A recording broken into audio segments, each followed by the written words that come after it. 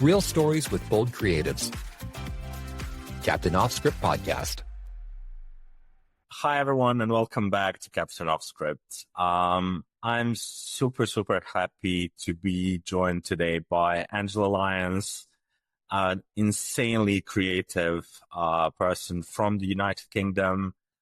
She's been in the industry for over 20 years, and she really brought a lot to the table in the first few episodes of this season when we talked about the current state of design.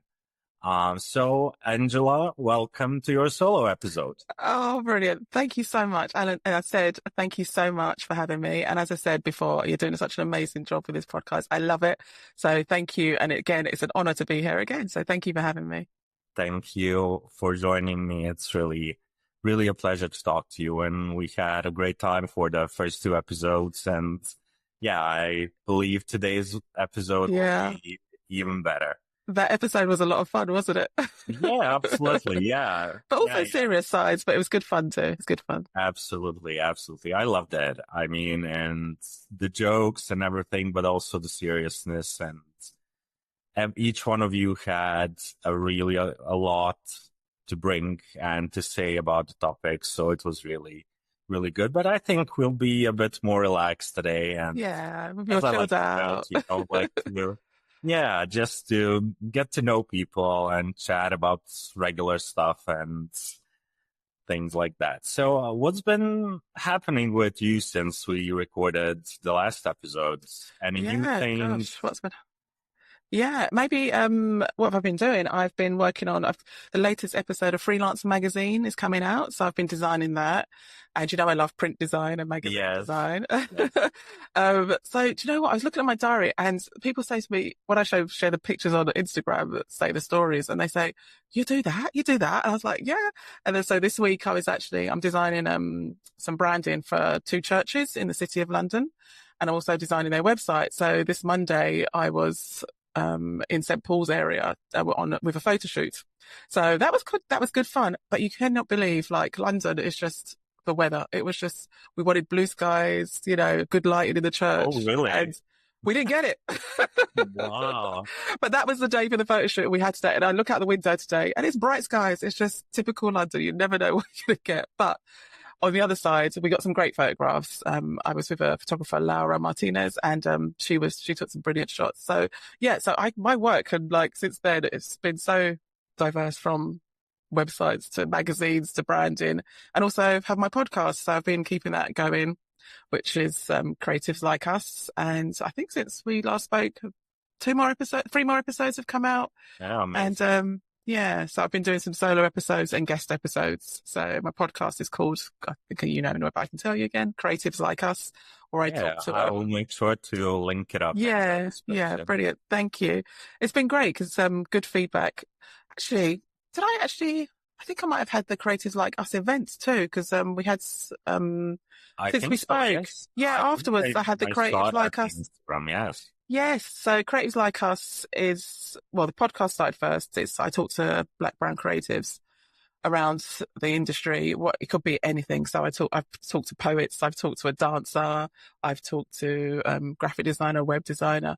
So I just wanted to highlight them because sometimes I think people of colour don't want to express themselves and they think they might shy away from things. So I just want to amplify their voices and give them a platform where they can do that. And we did the same thing with Creatives Like Us, the event.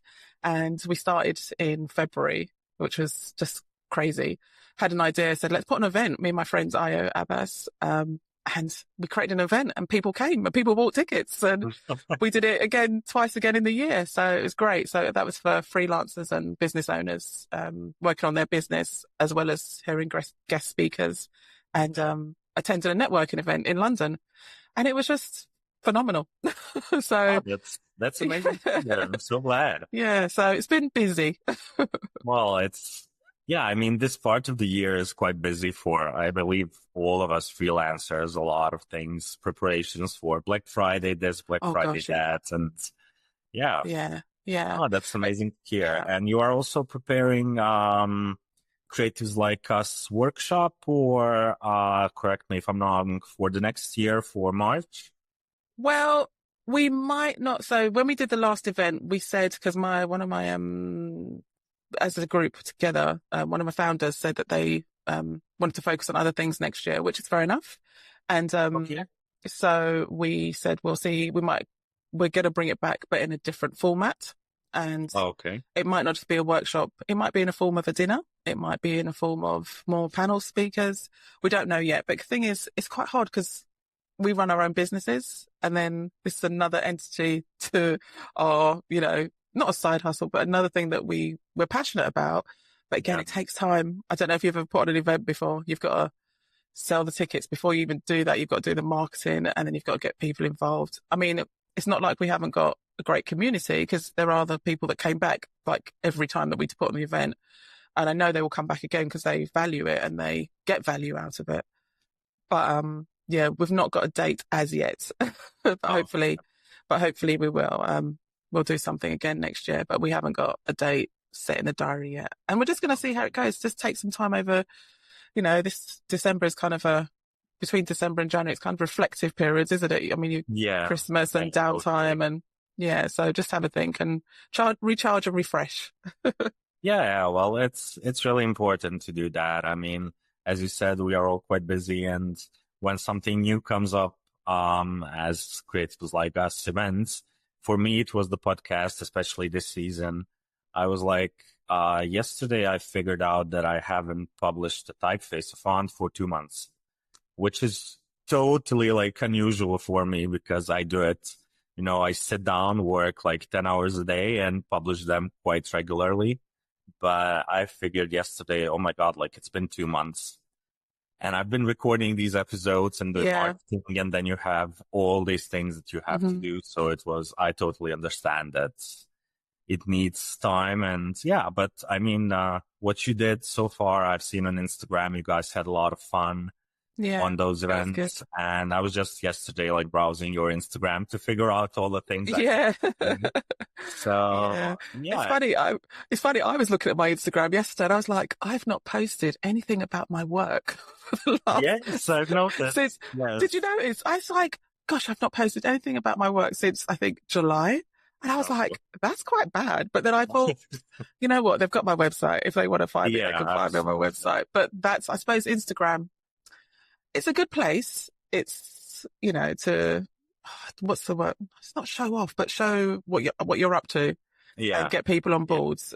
And especially in the stories and things like that. But then I thought actually on my feed, I talk a lot about the podcast, the Creatives Like Us event, other people's events. And then I was just like, I've not shared my work at all. I know. So I shall readdress that in the new year. Yeah. I mean, kind of a combination of both can work, I guess. Yeah. How about you? Do you share quite a lot on Instagram? I do post quite a lot.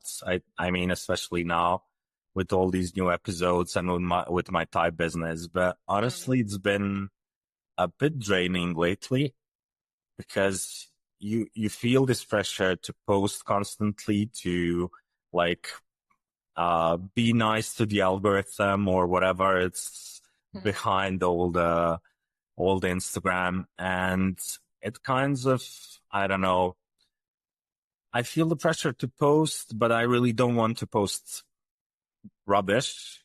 I don't want to post anything just to post it. And but I did for the first time, I think, in my life, on Monday, I prepared posts for both accounts, for podcast and my type business, for the whole week, which was like the first time ever. So these couple of days, for example, today I had 3 episodes to record. Tomorrow and on Friday, 2 more each day. And it would be impossible to do anything on Instagram. So I did that. I did some prep. That'd be interesting because you scheduled it. That's interesting because then you can find out, see how that feels like next time, then maybe do it again. Yeah. I think that's one of the things about content. Oh, it's so... I don't know how I feel about content. I'm like, Yes, absolutely. And I think it's one of those things that it's weird because when you go into business, you're wearing so many hats and you have to do so many things in your business, it's like, and you have to promote yourself and you have to market yourself and you have to tell people about what you're doing, or, show them a little bit of something, that what you're up to. There's, I don't know if you know Lucy Werner. She's, Yes. yes, you know what? She'd be amazing to talk to. She's such a wonderful woman. And she's great. Obviously her business is around PR. And, one of the things when I heard her speak once, she said, when you're on social media, you can just show a little bit of ankle. You don't need to show your whole body. Yeah. So she gives away what other people need to see. And if you can just about manage that and show a bit of your work, show a little bit of what you're up to, don't feel pressurized into it. And then that's enough. I mean, I have limits on Instagram because that scroll, I put it on for 30 minutes a day. Oh, max. me too. Me too. I have 30 minutes limit, and Yeah. Because otherwise it'll suck you in and then you'll realize you've got no work done, or you're getting more and more, comparing yourself to others, thinking, oh, I really wish I should be doing that. But you're scrolling, but you should be doing it. You know what you should be doing. Yeah. No, I think I actually recorded a solo episode in the first season where I actually talked about it. And the day before I figured out I had like 3 hours, I was on Instagram, and my God, 3 hours.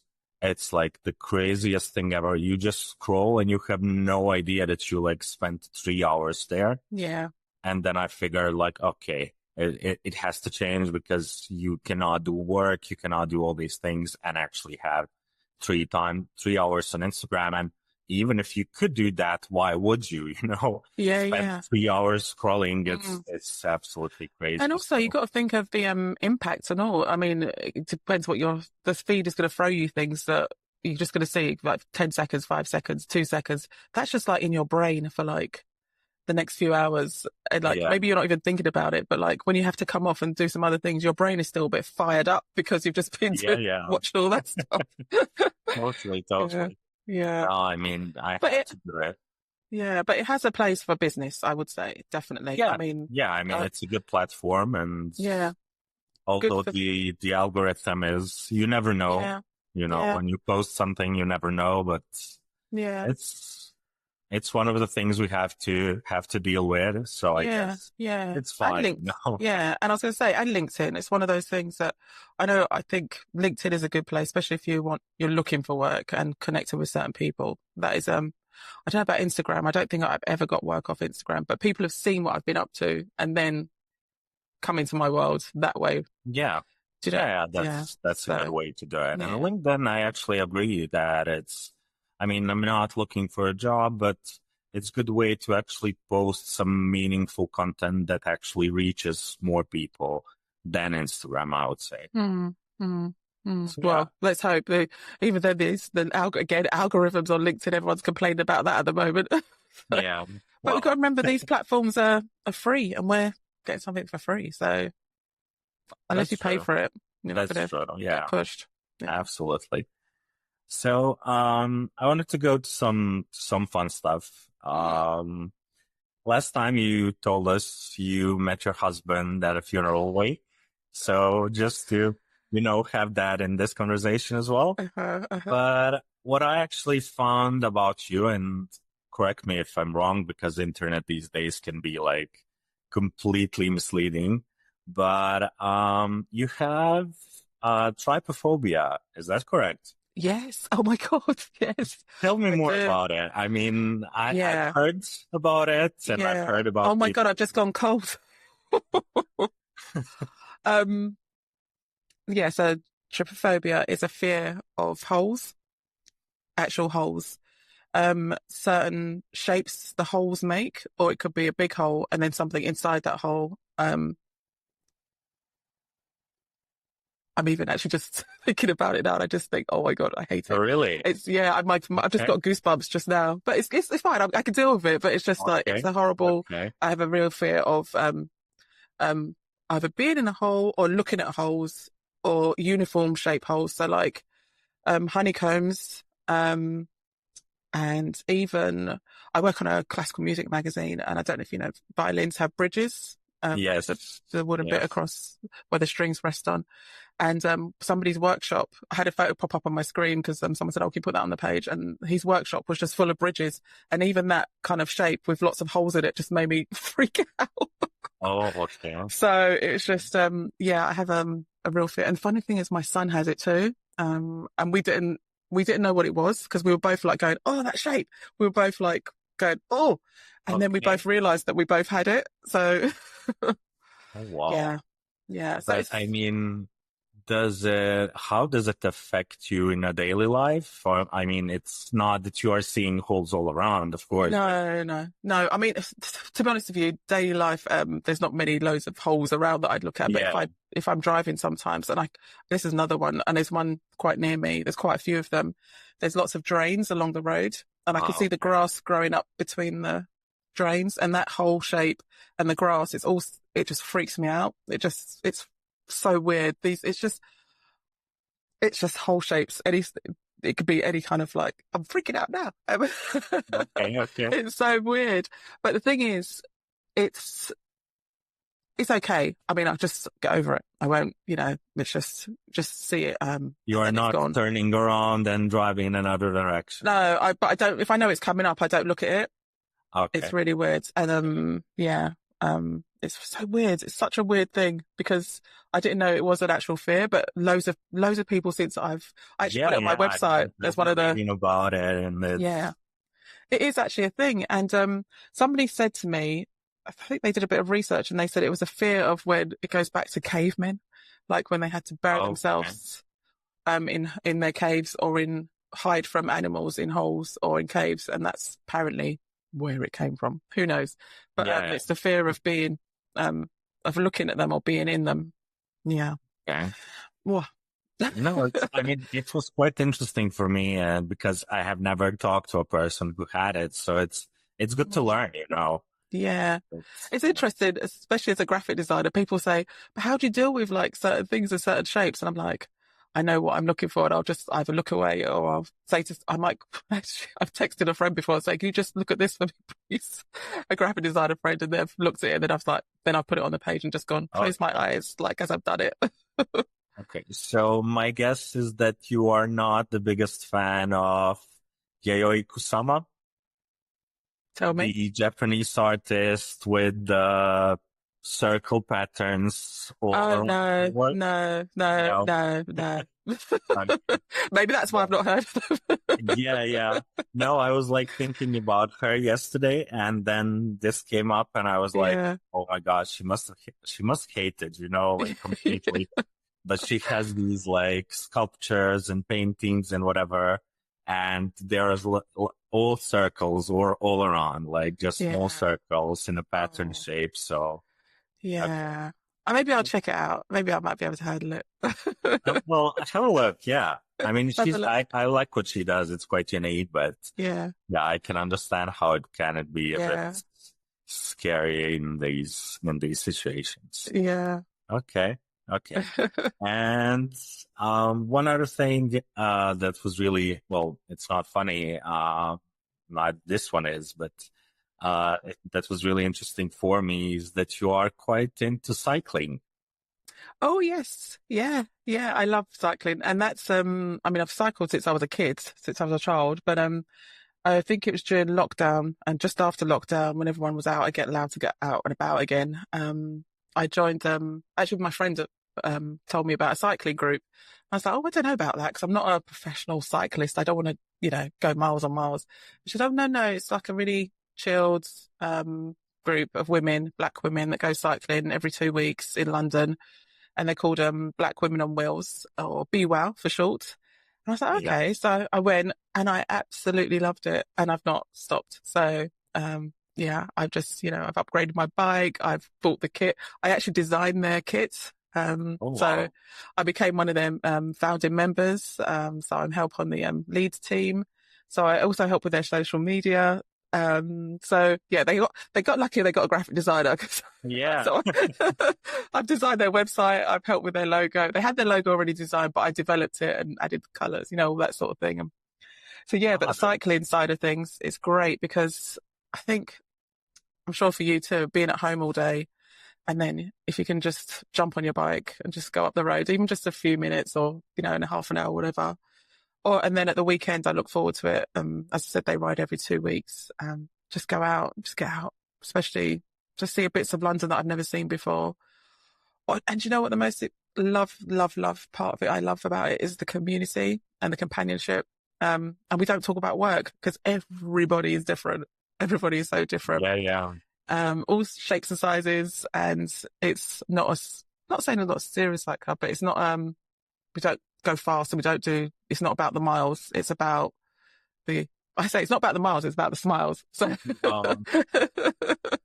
so it's more so about the community, but having exercise along the way and cycling together and looking out for each other. Because even though London's got a lot of cycle lanes and cycle paths, which is great over the last few years, there's even more and more coming out, which is brilliant. You still got to be safe in London because it's crazy sometimes, especially certain types of drivers don't like cyclists and they will try and kill you. Yeah, I'm familiar with that. Yeah. Yeah. No, I don't cycle too much, but I actually have a couple of big parks around here, really close to my house. Yeah. And it's really amazing how nature and just being outside can relax you. Totally. And how, I mean, it's like I go out maybe stressed, maybe not because of business, but all my head is in the business when I'm at home. And then you go out and walk in the greenery and everything. And then you are just like, you come home and you are a completely new person. Yeah. And that's really amazing for me. And especially, as you said, if you have a company, if you have a community and you chat and do stuff, that's really amazing. I mean, a really, really cool way to like step back a bit and relax. Yeah, I love it. I really do love it. And they're just a great bunch of people. And as I said, we cycle, we have a coffee break, cycle again, and then we sometimes I might even go for a glass of wine. So it's just nice. But you're right about the exercise. It's so important. I think a lot of people underestimate the power of stepping away from your desk and taking in some air. I don't know. For me, it took me quite some time to learn that when I was just at the beginning, and you were, especially when you just starting out, you try to work even more and put more hours and everything. But then at some point you actually figure out, okay, I'm stressed, I feel lonely, I feel anxious, like there are all these things that you are thinking about, worrying about. And when I realized how much help I get actually by just going outside and going for a walk or for a drink or whatever, with people, it's really, really amazing thing to me, how transformative such a small and such a simple thing can be. I mean, you go for a walk. It's not, like you climb the Mount Everest or whatever, but you don't need to go to India, to ashram or whatever, but it can really, really be a great catalyst for all the stress. And especially nowadays when we feel pressured to, as I said earlier, post every day, do things every day, respond to clients every day, even at midnight or whatever. Yeah. And it's really good to step back. And I mean, that's for younger designers. I mean, if anyone is like having those issues, I had them before. And now I try to, step away from my desk as much as I can. Yeah, 100%. And also think about the other side of it. If you've been at your desk all day and you're working, take that break, come back, new ideas, refreshed. Yeah. It's such a powerful thing, isn't it? Just stepping away. And it's horrible because you feel like you're tied to your desk or tied to that space. Yeah. Step away and just, put an alarm on your phone even. I sometimes put I've got on, the alarm on my watch where it tells me to stand up every 50 minutes. Yeah. Okay. Well, that's useful as well. Yeah. I mean, when I think about it, I think like the best and biggest decisions in my business life were made in the forest or in a park. Yeah. I mean, I usually go with my husband, and because we both have flexible time and we can go like right after this conversation. And then you think about things and you relax, and then new ideas come up and new things. So yeah, I believe like the biggest decisions to start the podcast or to start a type design business or whatever, it was always kind of in nature, walking around. So yeah, I'd recommend that. And I was like, talking to another, podcaster, another creative, Radam Malinic, I think. Yeah. He also has like a forest really close to his home, and he goes like 2 to 3 hours every day for a walk. And he said it's also transformative to actually have that. It's nice. Yeah. Yeah, it's absolutely amazing. But a bit back on business, not too much. Yeah. Not too much, yeah. So, tell us more about Freelancer Magazine. I have to admit, sure. I didn't know about it until I researched you before I invited you for the first episode. So, is it even possible to get it outside of UK or? Yes. Yeah. Okay. Sure. Okay, Sure. It is, yeah. So I'll tell you about it. Yeah, I'll tell you about it. So Freelancer Magazine is a magazine that you can buy, the actual print edition, and there's also a digital edition. A lot of people prefer the print because nowadays people just think there's not enough magazines out there, so why not have a print magazine? The editor, Sophie Cross, and founder, she's a friend of mine, and she contacted me a few years ago, and actually it's come up to 4 years now, 5 years, 4 years, because we're going into our fifth year. And she said, I've got an idea for a magazine. She actually texted me and said, I've got an idea for a magazine. And this text was on New Year's Eve. And I was like, it's New Year's Eve, so we're not going out? You're not going to a party or something? I was like, let's talk tomorrow. So then she texted me, had more of a text chat the next day, and she said, I've got an idea for a magazine for freelancers. I was like, I'm sure there must be a magazine for freelancers. She was like, no, I've done research. There's nothing. She goes, let's set one up. And I was like, okay. And then she goes, I'm going to set it up. So she set up a magazine and literally started up a Kickstarter, and she asked me to come on board as a designer because we'd worked before on other projects. We'd done projects working on hotel magazines and other various publications. And she said, would you come on board with me? So I was like, yeah, sure. So it's been so much fun. I've met so many people. Anyway, I'll go back to Freelancer Magazine. Let me chat about Freelancer Magazine. So it's a quarterly magazine, and it features freelancers inside there. And also it's evolved over the years where now it's about having your freelance business that you love, because I think a lot of freelancers, they see themselves as a freelancer. They might just keep on. If you charge by the hour, that's totally up to you, because we get lots of people saying this, that, and the other. But if that's what you want to do, I suggest not, by the way. Don't, totally agree. Yeah. But if you're a freelancer, you're starting off, and this magazine has lots of tips and the thing is, inside there's lots of people that have either started out or been freelancing for years, but you have to see yourself as a business. And I think a lot of freelancers, or a lot of people, see freelancers just as like a hired hand, which I suppose we are to a degree, but we are a business. So it's really important that people, when they do get the magazine, they see themselves as a business. And that's why the magazine's evolved over the years, where it's more about seeing you as your business and business planning, as well as the great interviews around freelancers inside the magazine. So we've got a money section, we've got a business planning section. We used to have a fun section around office co-workers where we featured people's pets, which was quite fun. Wow. Yeah. So that, I mean, obviously that's all fun and that's great. And then, things evolve. And so now, it's more around your freelance business that you love and that you nurture and you make profitable. Because at the end of the day, we want to make money working by ourselves, working for ourselves. We have to make the money. So it's as well as a magazine, it's also a guide and a helping hand. And with Freelancer Magazine, you get the co-working sessions as part of your subscription. Okay. And co-working sessions. Those and... Yeah. They're brilliant.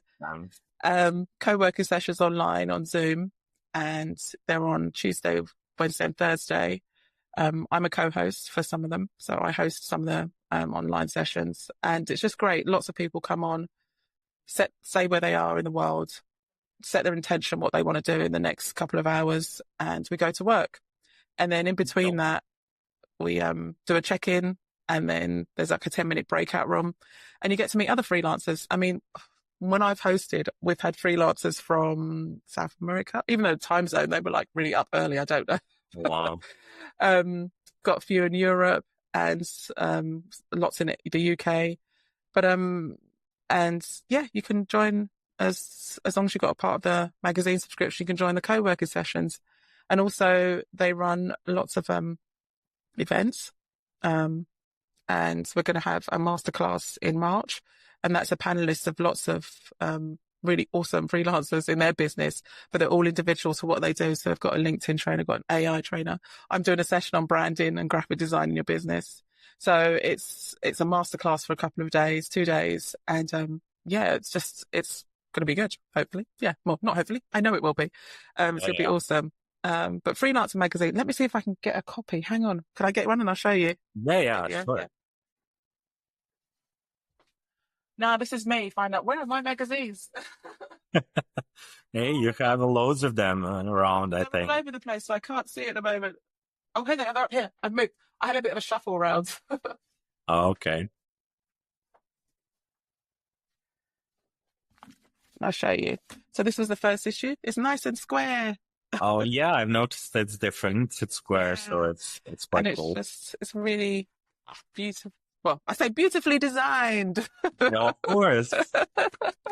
So yeah, it's just this is one of my favorite issues. Well, it didn't have a person on it, but it was like Discovery Edition. It was like a little square. It's like, is that person going to be you? Oh, okay. And it was actually quite cool. Yeah, and it was die cut. So, and then inside was all the awesome freelancers inside. I don't know if you can see it. Amazing. Anyway. Yeah, that's. But yeah, so each time and at the moment, I'm designing issue 20.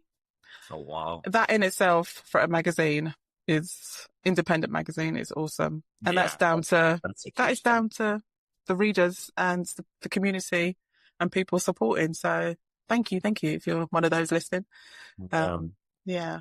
No, that's really amazing. I mean, and nowadays when everything is so digital, and to actually get to a 20th edition, that's super cool. But you know what? It's very cool. And but you know what's even more cooler? There can be anything more cooler. Is the connections of the people that have been involved in the magazine, who have either joined the co-working or have read the magazine and connected with somebody else they've read about the magazine, have become friends or got work or done a walk or done a meetup or collaborated. Honestly, it's such an awesome community. I can't even get so excited when I talk about it. It's just, it's so cool. And people just, so supportive in there. So it's really good. It's really good. I love when I see people saying, "Oh, I met through Freelancer Magazine." I'm like, yes. Oh, that's amazing. I mean, I will definitely join. Like, I'll check out subscription, and I would love it. I mean, just, sometimes I actually have a problem with sitting down and working. So when you have those sessions, I actually have to sit down and work. So it's a good push. Yeah, it's good. And again, as I said, it's lots of collaborations in there when people say, "Oh, I'm looking for an accountant," or no, someone in the call just even says, "I'm an accountant," and then somebody says, "Oh, shit, I'm looking for an accountant." It's just like, perfect. Or if they don't work out, somebody else. It's just, those kind of things. It's just and friendships. That's amazing. Yeah. Yeah, communities are really great these days. I mean, I'm a part of James Bernard's on his website. He has a really good thing. And I've also talked to another designer. He said that Creative Boom, like with the website, they also have a community, and I need to check that out.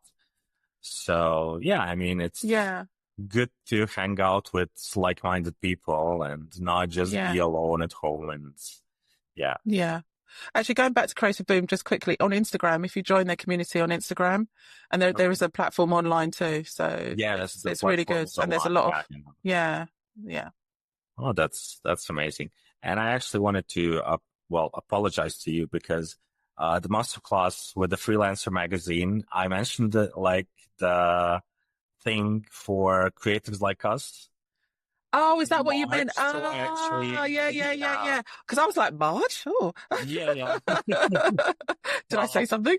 No, that's yeah. cool. Yeah, I yeah, have yeah. like written here, but I Yeah. obviously missed those two No things. worries, no worries. Yeah, the So masterclass for it's a Freelancer Magazine. masterclass. It will be online Yeah, or it's a digital virtual events online. So okay. get more people involved because sometimes, again, people around the world, around the country, sometimes it's easier to do it online and Yeah, it's yeah, not always the easiest thing to yeah. do live events with people Mm, present and mm, yes, okay, mm. Do you amazing. go to many events in person?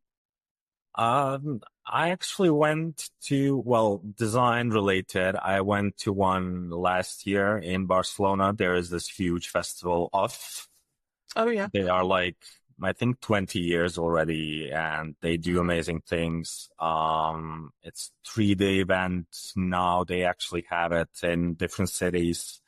There's one in, I might mess it up, but I think in Montreal in Canada, they also Yeah. have one in Mexico. So Hmm. they are really growing. And I went there, but, uh, how to say it? It felt good. It felt good to connect with people and be on some really interesting sessions, but it can also be quite draining for 3 days Yeah, yeah. to Hmm. sit there and, Hmm. you just get bombed with so many new and interesting things. And then at the end of the day, you are quite tired. Yeah. So And need 3 days to recover.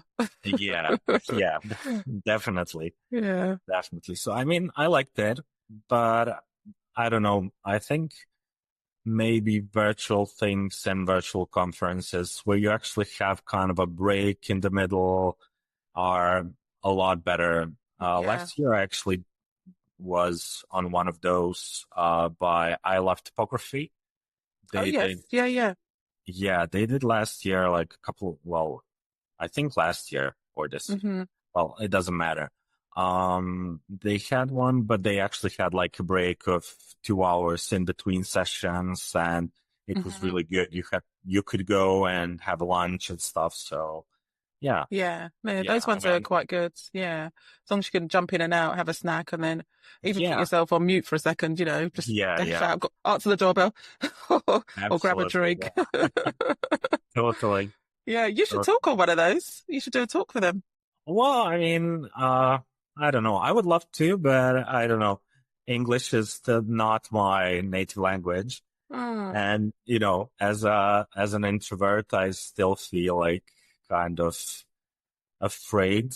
I feel afraid of speaking. Even this is like kind of every one of these sessions is like kind of outside of my comfort zone. Yeah, yeah. So, I mean, it's quite an anxiety when I think about it because I have a guest later today that is going through his, really, I would say tough anxiety period and we will talk about it. Hmm.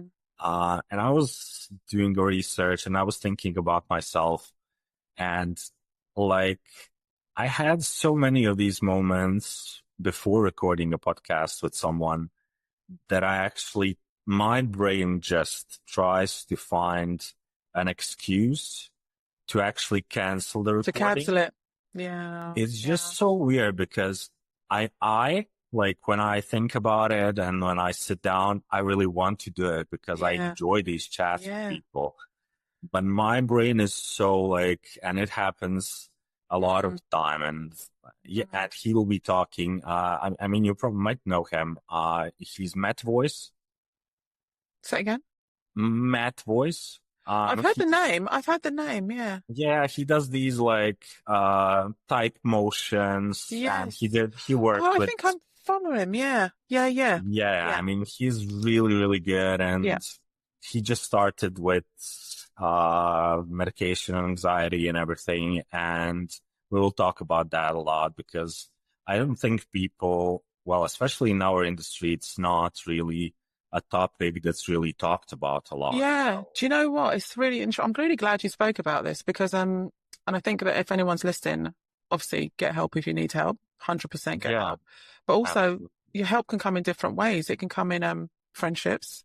it can come in even listening to a podcast like this, and your next episode maybe with Matt, and that might trigger something to make people get some help, or know that they're not alone. Because I think that's one of the things, again, when we see it online or we see people on their websites or social media and they're looking like they're showing all the fun stuff, the good stuff, and they're like thinking, oh my God, see, I would not have known that about you and the anxiety at all. Like, it's so interesting, and I'm really glad you spoke about it. It's one of those things, because I'm not saying that I wanted to cancel this either, but I get this too. I'm like, oh my God, I'm going to have to speak to someone. I'm going to have to do this. And what if I say something wrong? And then it's so weird. I've got a little thing in my brain where I think about how you felt last time you came off the podcast when you spoke to that person. You felt bloody brilliant. You felt so good because it was such a nice conversation. And I try and think about that nice time, and then here I'm present. And I think that's how I deal with it. But yeah, I think mental health, especially in designers, especially creatives, it's hard. Yeah, it is. We struggle. It is. And we don't really talk about it. And especially when we are on social media, you see everything is kind of perfect. Everyone is kind of having a perfect life. And I understand. I mean, you said it like in that previous conversation, we don't want to be negative because that's not the point. And we maybe don't feel negative, and you want to show yourself as a supportive person, as a positive person, because we are, and it's not that if you have anxiety, it's not that you are negative all the time. It's not that you're pretending, but it can feel quite, it can cause a feeling of pressure to actually show up perfect as well. That's causing even more anxiety, and then it's kind of a circle that's So it's I mean, I have those feelings like every time my brain just tries to find a reason, like this is not going to work, it will not be good, you will not be good. And I force myself. I haven't canceled even one session for that reason. Well done. There were some other reasons where I did, but they were not because of my anxiety. And I'm really glad about it because, as you said, after I finished the conversation, it's really amazing because you actually learn so much about people. You have fun talking with them. Yeah. It's really cool. And that's my way of fighting with it, I guess. So. Yeah. Wow. I hope you have a good one when you speak to Matt. No, well, I'm sure. I was watching one of his interviews yesterday as well, and he seemed like a great guy. He was really positive about everything. So yeah. Each of these conversations is really great when you look at it, and even if no one listens to the episodes in the end, and they do, but even if they didn't, I'm glad that I stepped out of my comfort zone. Exactly. And you did it. That's each time is more like easier when I did it, so it's a good thing. Brilliant. I also wanted to ask you, it's when I ask people who have been a lot of years in the industry, do they fight the imposter syndrome? It sounds kind of weird. You are more than 20 years. I am over 15, 16 years in the business. And, it sounds like we should have left that part behind us. Yeah. Do you have those feelings sometimes, and how do you deal with it? Yeah. Do you know, you're going to laugh at me now. When you invited me on the podcast with James, the two Jameses and Jennifer, I was like, what? I was like, no way. I'm like, the imposter syndrome came up. I was like, no, I'm not for this. I'm not this. This is not me. No. And then I was like, yes. Because I have worked a lot of years. I know my stuff. I am good at my stuff.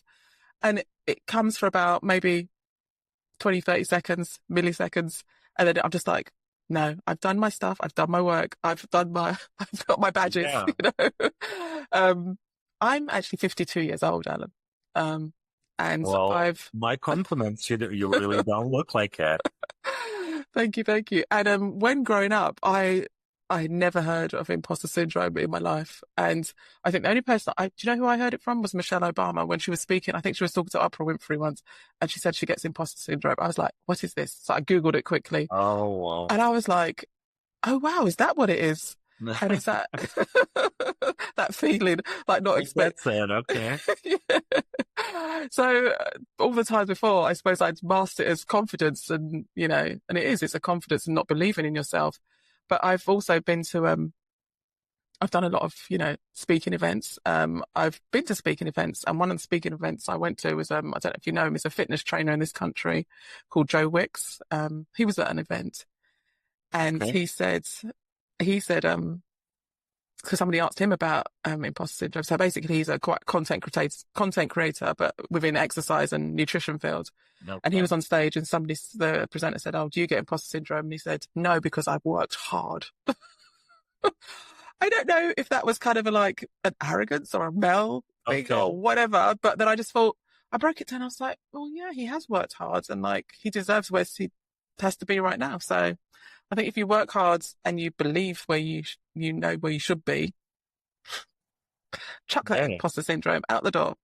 Yeah, well, hey, if Michelle Obama has it, so we are all good, I mean, well, I can understand that. Yeah. I do. I have it sometimes when I work either on a podcast or a typeface, and I see all these amazing conversations with other people or the typefaces, and it's kind of, oh my God, how am I going to like live up to this, and do my work? Is it going to be like just put aside for not being good enough? But as you said, we have worked really hard over the years, and we know what we do. Yeah, exactly. I mean, I think, yeah, even if you're starting out and like you're in uni, you got into that uni, so you worked hard to get into that uni. So every step, even though people say, even maybe a graduate might say, well, I haven't got the years of experience. Well, no, you worked hard to get into the uni. All these years you've been building up to do your thing. You should be proud of that, and not say that you shouldn't be in the right place, So it is a thing, but it's one of those things where you have to chuck it out the window. Yeah. That's great. I also wanted to say about young designers, I mean, it's completely normal to feel it. Even people after 20 years feel the same thing, and you just like learn to live with it and ignore it. And I guess that's the only, I mean, I don't see any other way, like, because I think it will always be there, even after 30 years, 40 years working. And it will always be there if you actually want to get better, if you see that things can be better. But I mean, you just ignore it and you continue doing your best. Yeah. That's even if you're just starting out. So that's just carry on. And yeah. I think I think you said something about the many years. It's like getting older too, because I think it gets less and less as you get a bit older, because you just think, but even though when you told me about when you invited me first on the podcast, like, oh, wow. And but it went before. I would have been like, I'd have sat on that for days and days, like no. But now I'm like, no. So but that I don't know if that's an age thing, yeah. But also I don't know. Well, maybe I don't know what other topics you want to talk about, but also the start of the year, I create a vision board. I do one every year. Yes. And some people do them for quarters of the year.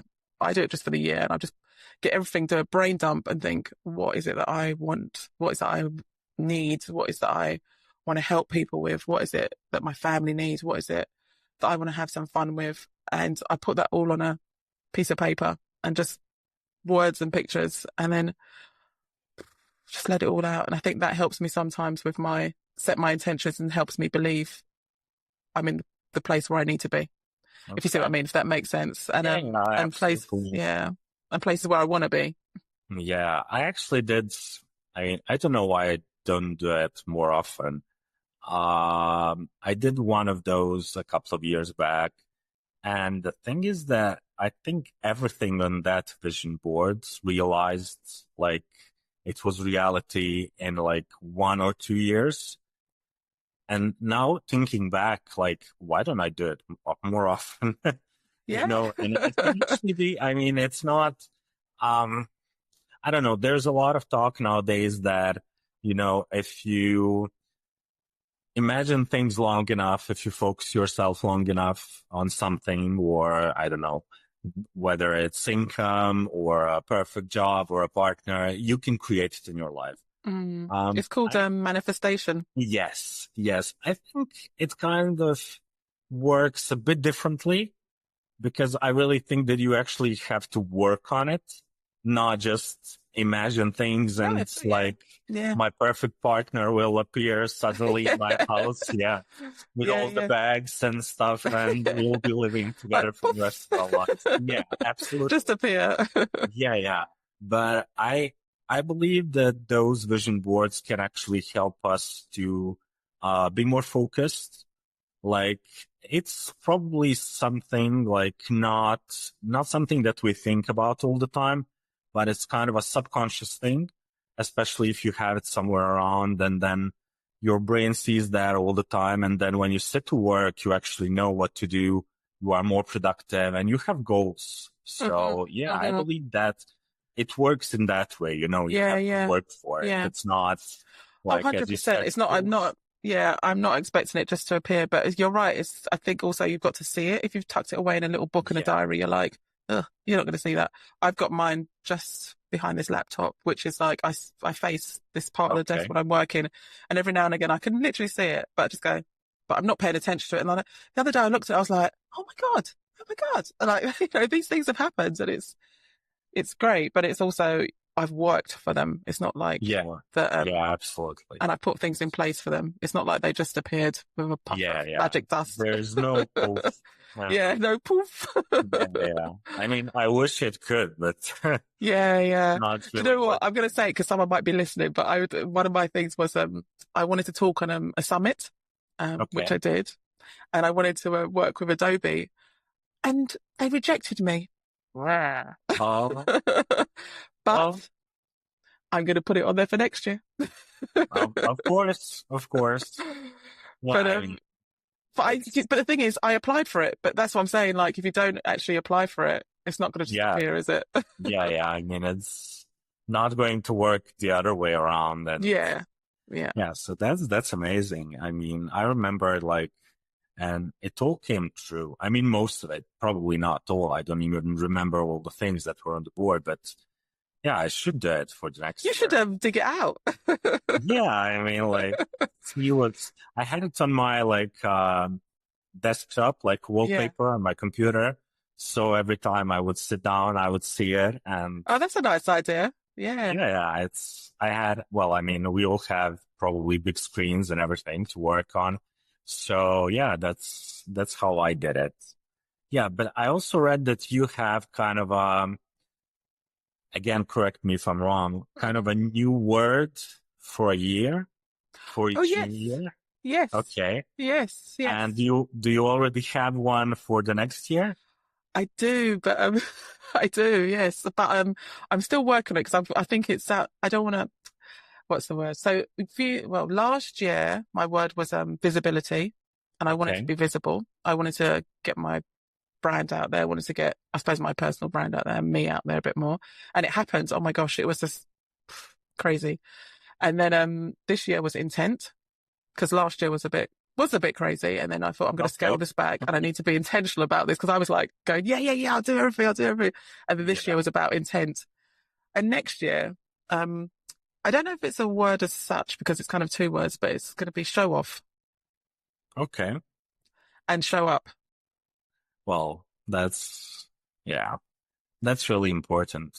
Yeah, because show up. Yeah, I think, as I said, my Instagram profile didn't show any work since July, and I was talking about everybody and everything else, and I just thought I need to show off a little bit more again. And it's not show off in a arrogant, rude way, because if you know me and people in my world know that I'm not a show off. I even like saying the word to you, I'm just like, oh, that's a bit cringy, but I think if I have that word there, I will change it to be maybe a word that I don't feel cringy about, but that's the kind of overall theme that it's about. Yeah. Yeah, no, that's amazing because I read that and thought myself, okay, I need to figure out my words for the next year. Yeah. I have no idea what it will be. And, there are a couple of projects I'm thinking about, but as we all freelancers do, you always have some ideas and things to do and things you want to do. And so, yeah, let's see how the next year goes. Yeah. I actually don't like to make these New Year's resolutions. I mean, we are quite close to that part of the year. And I don't like it. What I do is, I've already talked about it. I read this book, like a 12-week year. Oh, yes. I've heard about it. Yeah. Oh, it's absolutely amazing. Is it good? It's absolutely, okay. I mean, for me, it was, really transformative, to work towards how I actually approach my work and how I deal with things. It's like basically like shrink the whole year in 12 weeks, each week for 1 month. Right. And then you actually have more pressure to finish the things because 12 weeks will pass like way faster than the whole year. Because like if we set a New Year's resolution, like in December, by the end of January, you already kind of forget about it. Yeah. Yeah. So, but this, like you have a week to plan things and then execute, and at the end of each week, you actually sit down with yourself, see what you did, what you didn't. So I would definitely recommend it. Recommend it. Oh, okay, I'm going to check that out. I don't know where it is. There's so many books around. It's here. Yeah. Well, there's no, I took the cover off, but it's 12. Okay. So is it like a workbook as well as, or is it prompts?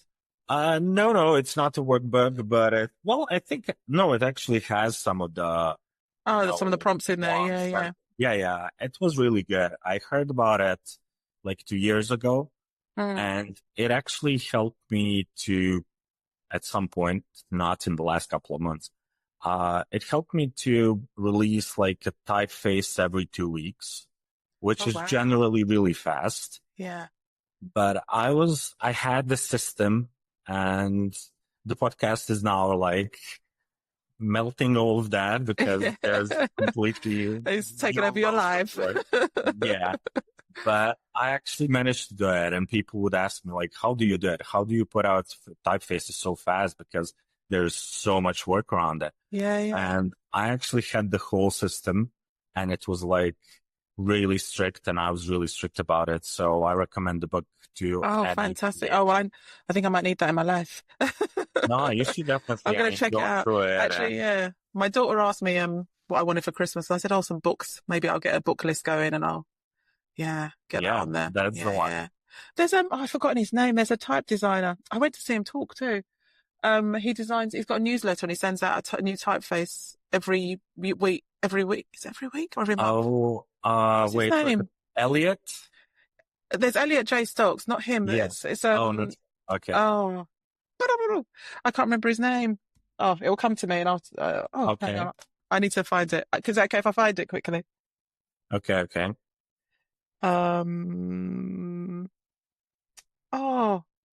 He's based in America. And he sends out a newsletter. Elliot does a newsletter. Yeah, I get a newsletter from Elliot. I've forgotten this guy's name. Oh, I can't remember the name. Maybe you want to cut that if you want. No, we'll give him a shout out and all right. Let me the description if you find it. Yeah, let me see if I can find him.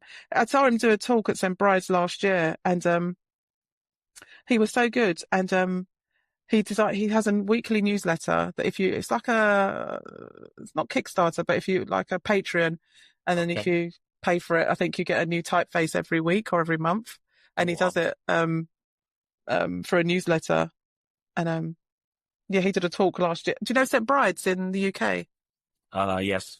Yeah, so he did a talk at St. Bride's, and so I saw typography there. Actually, where did I see? Yeah. such a nice, yeah. Anyway, sorry, on my Okay. little No, tangent. no, it's all good. All good. I'm going to see if I can find him. Yeah. Oh, I don't want to waste your time. Sorry. No, you're not wasting my time. No worries. All right. Yeah, and that's actually what I like. It's unscripted. So, Yeah. Cool. Right. Let's get it. I bet I'm not going to find it now. I'm going to, no, I'll just, yeah, because I'm like thinking, oh my God. I'll just put some nice music in this part. So, Yeah, just like, like some lift music. yeah, during the editing, we are. Interlude music. La la la. I'm gonna find him. I bet and then you're gonna say to me, no, I don't know him. I'll be like, oh, great. Oh, imagine. Imagine. Yeah. Oh my God. Nah, it's all good.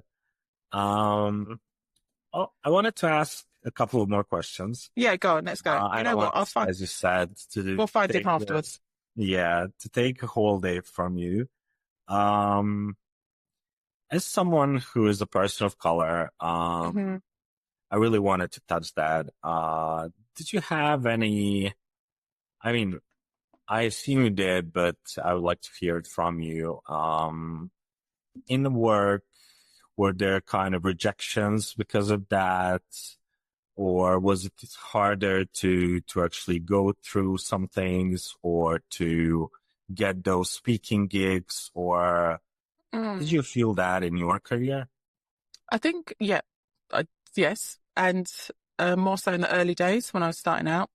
I think it's changed a lot over the years where people now want more people of colour to come onto their events, or just not saying just to fill the diversity quota, because that's not fair, because they should do it because if they're good and if they're worthy to be there, not just because just to tick a box to say they're a person of colour, or or a diverse, to fill that diversity box. But in the beginning, yeah, I actually trained as a product designer. So I made, my degree was actually in product design. So I did furniture, I did toys, products, that sort of thing. And that was part of my degree. And then when I went to look for work, I don't know if it's because of my surname that I got it through the door, but when I turned up at the door, through the door, I literally would get a look like this. Like people look me from head to toe. And I was just like, what is this? And I'm not saying I had not experienced it, but I was just like, wow, this is different. And yeah, it was, first off, product design is hard to, well, I don't know what it's like now, but then, up to about over 30 years ago, it was hard to get in. First, there was it was quite a male dominated area. And then there was hardly anybody of colour in those areas. So I think I was just up against it. And then I think I just took a break from looking for a job. And I was in, luckily enough, somebody had seen my work in the new designers. I created a cabinet. I made a piece of furniture, and Habitat saw it. I don't know if you know Habitat, the furniture company. And they asked me, yeah, they're based in the UK, and they asked me to come and work in their office. And I was like, oh my God, I've made it. Wow. But it was, well, I was asked to cover reception. Wow. But that's got my foot in the door, and Yeah. it was great. But where I was in the reception, I was actually in the design department and the buy-in department. So it was quite, it was quite buzzy, quite creative. And there was a graphic designer there creating a lot of their packaging and their whatever needed around the store. And I used to just sometimes sit with him and look at what he was doing. And then I thought, you know what? There's something in this. So I took some evening classes, and I got him to show me a few things. And I took some evening classes in graphic design and trained to be a graphic designer. And yeah, and during that time, I think it was, I got work through my portfolio, just a degree portfolio. And then when I got the first job, I looked at the company and I always used to walk into companies and go, oh my God, they're so white. I'm never going to get that job. I'm never going to fit. My face is not going to fit in there. And I'm not saying that some did it because of that, but I walked into one company and I felt so comfortable in there, and they gave me a job, and I was there for nearly 11 years, and I worked my way up, and they were good people. And I knew that they weren't prejudiced in any way or, negative towards my skin color, because I think also they saw something in my portfolio, obviously. Well, hopefully. And, and again, they started, I noticed that they started employing more diverse people in their company. So it was good. And there, you know, there was nothing that they were, but yeah, you could walk into some companies. I've even been to, before I've been freelancing, I've been to a couple of interviews, and again, it happened again, but these were like, I suppose, older gentlemen, shall we say. And again, I think my surname had changed by then. My maiden name, it's like, maybe sounds slightly French. Both of my maiden names, both my names, I've had a French, actually, funny enough. They just, again, they looked me up and down when I walked through the door, and I was like, wow. I don't think they was expecting me. They didn't look me up on Instagram or LinkedIn. And, but I got the job anyway. But they really did look at me. But yeah, I think in the day and age now, it's still tough. I don't know if you've seen that not LinkedIn. Yeah, it's LinkedIn, sorry. The documentary that's coming out on the black lady in America, where she's done fake profiles, and she's put 2 different profiles on LinkedIn. So she's put one that's an all white profile with all the same qualifications, an all black profile with all the same qualifications. And it's not come out in the UK yet, but I've seen the trailers, and you get the gist of it, and it looks quite shocking to see that the bias there is still real. It's there. Yeah, I mean, it's 2025. You really don't expect it to be that much. No, you don't. No, but there's always people who will have prejudice and everything, but of course, you don't expect it to be that, especially in the Western countries. Yeah. And yeah, wow. It's so sad. It's just so sad. Well, it is really, yeah. Yeah. I mean, I always think. Go on. Go ahead. No. I will say that I will always think about my kids, and I think, oh, they're going to have it a lot more easier than I did, you know, back in the day, because I literally got called names on the street, like when I was growing up, because I grew up in East London. It was quite a, you know, white working class area. And yeah, I got called all kind of names, but you just grow up, live with it. But I just think that is still around, and my kids could go through that. It's not as, you know, it's not as prevalent and not as much, but people are doing it in different ways. Asking it. Yeah. So, but you have 2 kids, 16 and 18, yes, right? I do. Yes. Yeah. They're brilliant. One's just left for uni, which is, which is really, I'm still in shock. Okay. He's my son, and my daughter, she's doing her A-levels. So yeah, they're doing good, and they're good. You know what everyone always says to me, they're good kids. They are good kids, and what I love about them is that when they meet people that are new, they'll look them in the eye, they'll shake their hands, they'll either, you know how to greet them. Whereas kids today, they're like, don't know what to do, but you have to be respectful. You look at people in the eye, you talk to people in the eye. I mean, my son met some of my friends the other day, and because I talked about them so much, he'd not met them yet. Some, I suppose, freelancer friends. Yeah. At an event, and he gave them a big hug, and I was like, oh. Where did that come from? Yeah. And they were like, he's so you, Ange, he's so you. Okay. Yeah. So you are a huggy person? Sometimes I do ask, especially after COVID. I say to people, I said, hugs, no hugs. Oh, okay. And so I always ask, be respectful. Yeah, of course. But yeah, funny enough, they're not doing anything to do with design at all. They're more math. No, I wanted to ask that, but no. No, they're more maths and science. Oh, okay.